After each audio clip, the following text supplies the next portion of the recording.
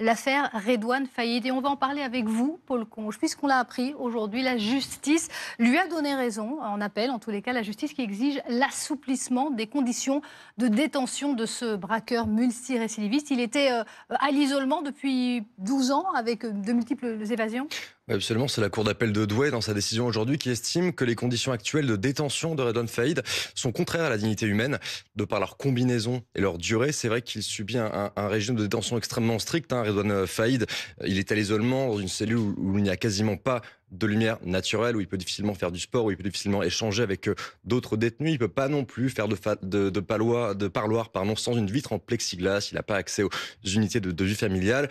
Et sa santé mentale, c'est apparemment, selon certains certificats médicaux, beaucoup dégradée.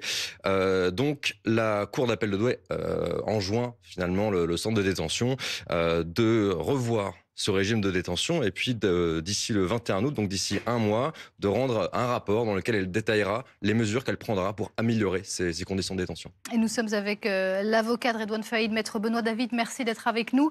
Un mot tout d'abord, votre réaction. C'est une victoire, il le réclamait depuis longtemps. Votre client, il attendait cet assouplissement de ses conditions de détention. Alors, c'est une victoire sans être une victoire. C'est une victoire dans la mesure où c'est un combat que l'on mène maintenant depuis plusieurs années. Moi, je suis M. Faïd depuis 3 ans.